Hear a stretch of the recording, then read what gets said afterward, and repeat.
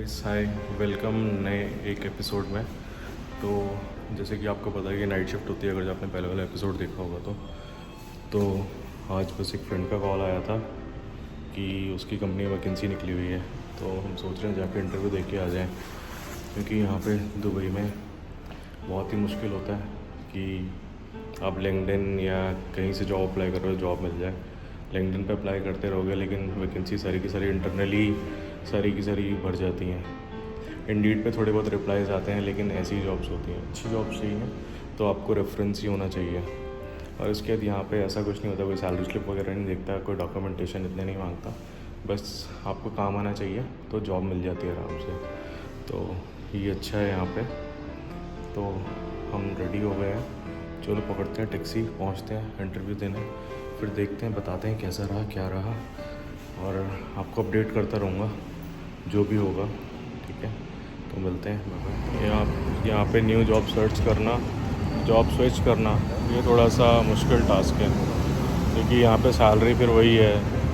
अगर जो पोर्टल या कहीं के थ्रू जाओगे, जैसे लिंक्डइन के थ्रू जाते हो या किसी वेबसाइट के थ्रू जाते हो, तो सैलरी बड़ी कम देते हैं यहाँ पे। और रेफरेंस के थ्रू होता है तो सैलरी अच्छी मिल जाती है।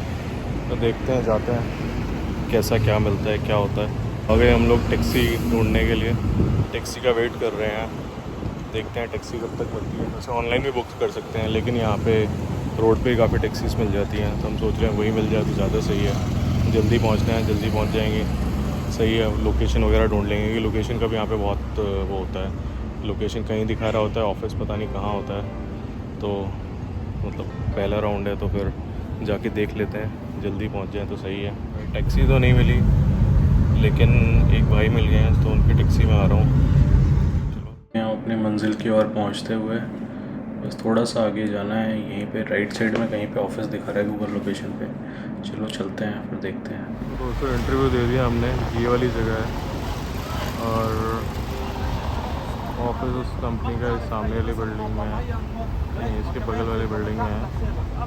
इधर ये कैपिटल होटल है, और उसके बाद ये जुमेरा फार्म रेसिडेंस है।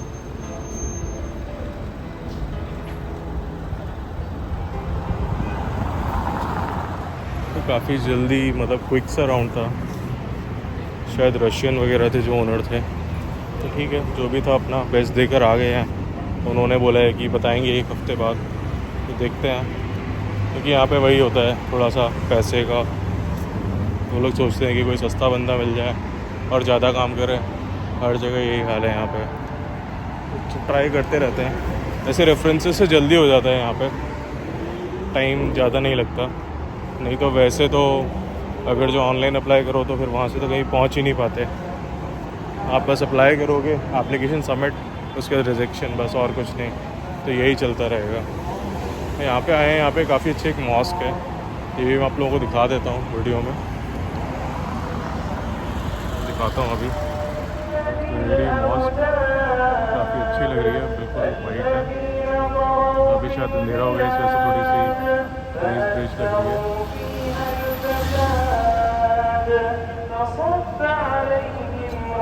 और इसी के सामने है क्राउन प्लाजा जुमेरा।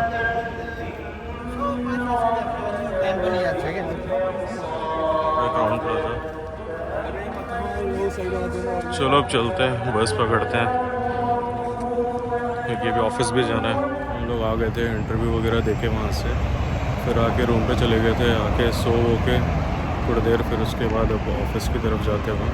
तो वहाँ पे मेरे साथ क्या हुआ था, वहाँ पे मैं लेट हो गया था, तो टैक्सी वाले के पास कार्ड मशीन नहीं थी और उसके पास मेरे पास कैश नहीं था। फिर उसके बाद सेटलमेंट करने के लिए मैं उसको वेस्ट जोन लेके गया। वेस्ट जोन में आने वाले वीडियोज़ में बताऊँगा कि क्या होता है। यहाँ पे एक तरह का शॉपिंग सेंटर होता है। फिर वहाँ से उसको मैंने शैम्पू दिलाया, उसके बाद गया। तो इंटरव्यू देने के लिए मैं लेट ही हो गया था।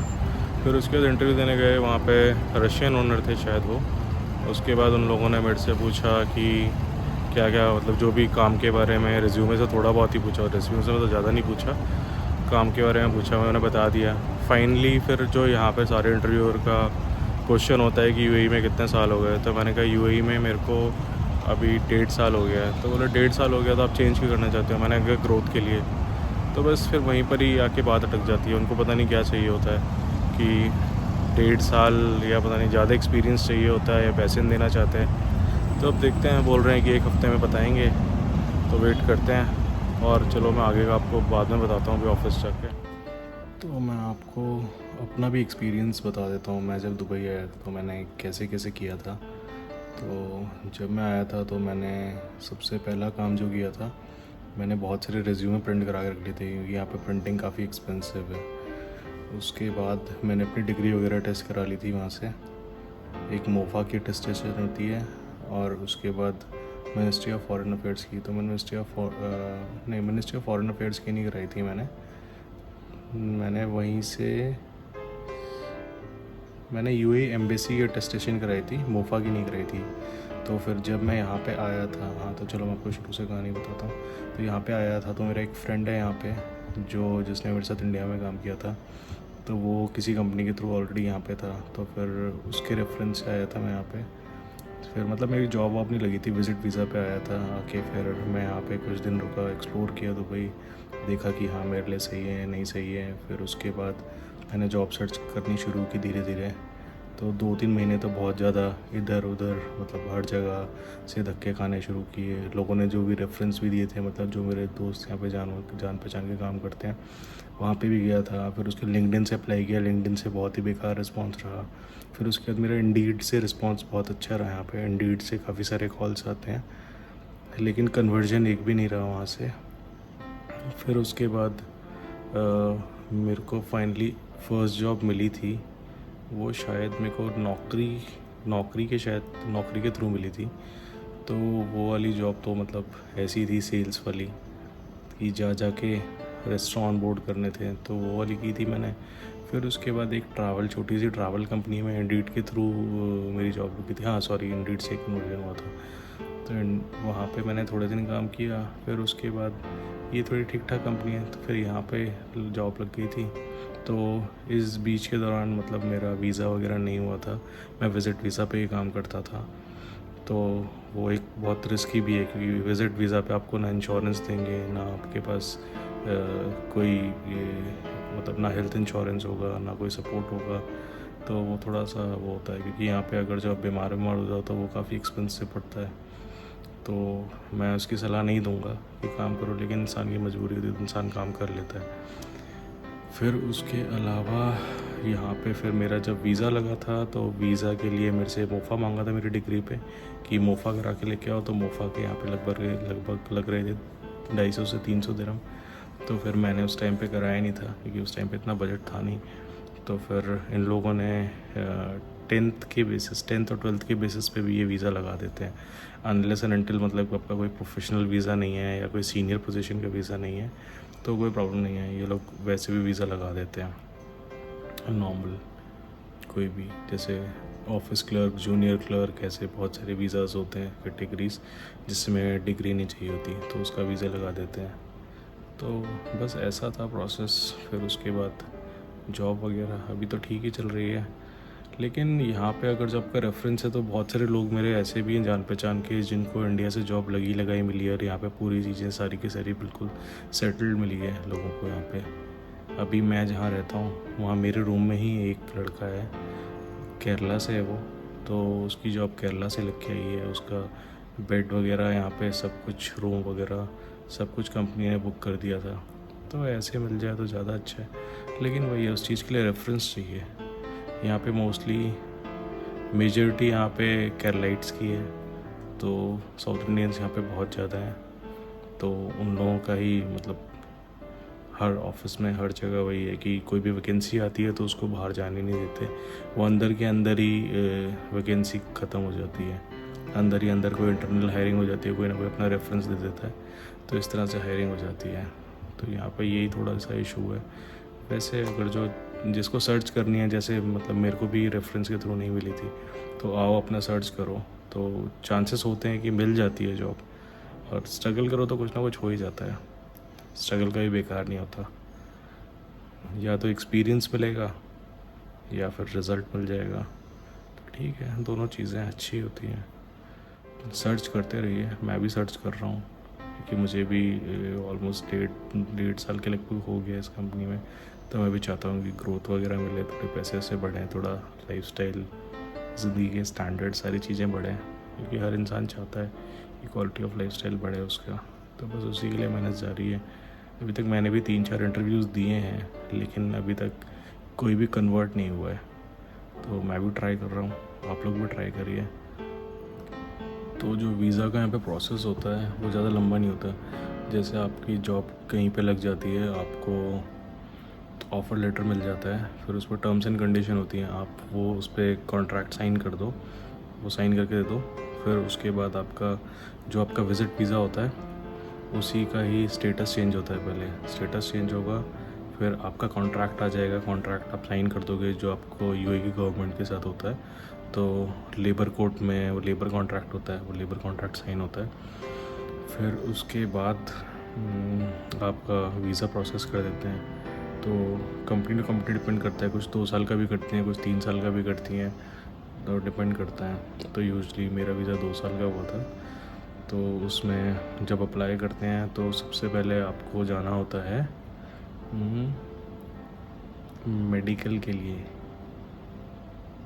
हाँ, सबसे पहले आपको जाना होता है मेडिकल के लिए। तो फिर आप मेडिकल के लिए जाते हो, वहाँ पे आपका लंग्स का स्कैन होता है, मतलब एक लंग्स का एक्सरे होता है। फिर उसके बाद आपका ब्लड टेस्ट लेते हैं, तो वो ब्लड टेस्ट HIV वगैरह के लिए होता है। फिर वो हो जाता है। फिर उसके बाद आपका फिंगरप्रिंट स्कैन होता है। तो उसमें मतलब मेडिकल में ज़्यादा नहीं लगता, मेडिकल में मुश्किल से 20 मिनट लगते हैं। और फिर उसके बाद जो फिंगरप्रिंट स्कैन वाला होता है वो नेक्स्ट डे होता है, या जब भी आप शेड्यूल करते हो। तो फिर फिंगरप्रिंट स्कैन में भी जाके वही मुश्किल से 10 मिनट का काम होता है, जाके अपने सारे फिंगर के प्रिंट्स देके और आ जाओ। फिर उसके बाद आखिरी होता है एक ताऊजी क्लास करके होता है, तो उसमें आपको सारा लेबर लॉ वगैरह की 30 मिनट की क्लास होती है, तो वो आपको लेनी पड़ती है। तो उसमें सारा आपको यूएई के बारे में समझाते हैं, और एम्प्लॉयर और एम्प्लॉय के बीच में जो भी कॉन्ट्रैक्ट है, कॉन्ट्रैक्ट के टर्म्स एंड कंडीशन, और लेबर का फ़ायदा ना उठाए एम्प्लॉयर, तो वो सारी चीज़ें, आपका हक सब बताते हैं। तो वो एक तरह से सही होता है कि इंसान को पता चलता है कि अगर जो एम्प्लॉय को ज़्यादा काम कराया जा रहा है या किसी भी तरह से उसका गलत इस्तेमाल हो रहा है, तो फिर वो कैसे लेबर कोर्ट जा सकता है और अपने हक की लड़ाई कर सकते हैं वहाँ पे। तो ये चीज़ होती है। तो कुल मिला के मतलब स्मूथ प्रोसेस है, कोई ज़्यादा प्रॉब्लम नहीं होती। और उसके अलावा मुश्किल से मेरे ख्याल से 1 हफ़्ता लगता है, ये सारी चीज़ें होने पे आपका वीज़ा आ जाता है और आप फिर काम कर सकते हो। फिर आपका वीज़ा आ जाता है, वीज़ा आने के बाद फिर आपकी एमिरेट्स आईडी आ जाती है, एमिरेट्स आईडी आ जाएगी। फिर उसके बाद आप यहाँ पे सारी चीज़ें कर सकते हो, आप अपना बैंक अकाउंट खुलवा सकते हो, आपको सिम चाहिए अपने नाम पे, आप सिम कार्ड ले सकते हो। फिर उसके बाद आपको रेंटल कुछ चाहिए, जैसे फ्लैट वगैरह लेना है या अगर बेड स्पेस वगैरह लेना है तो आप वो ले सकते हो। और उसके बाद एक और चीज़, आपको एक इंश्योरेंस है, ILOE इंश्योरेंस होता है, तो आपको उनकी वेबसाइट पे जाके आप मंथली भी कर सकते हो और ईयरली कर सकते हो, तो वो इम्पोर्टेंट है। अगर वो ना कराओ तो फिर 400 दिरहम का फ़ाइन आता है, तो वो कराना इम्पोर्टेंट है। तो दोस्तों यही है, मतलब जॉब ढूंढने से जॉब प्रोसेस की इन्फॉर्मेशन। और उसके बाद देखते हैं नेक्स्ट वीडियो में कुछ अच्छा टॉपिक मिलता है या कुछ अच्छा मुद्दा मिलता है, तो फिर कुछ नया ब्लॉग बनाते हैं। तो ठीक है guys, thank you for watching video, bye bye, see you.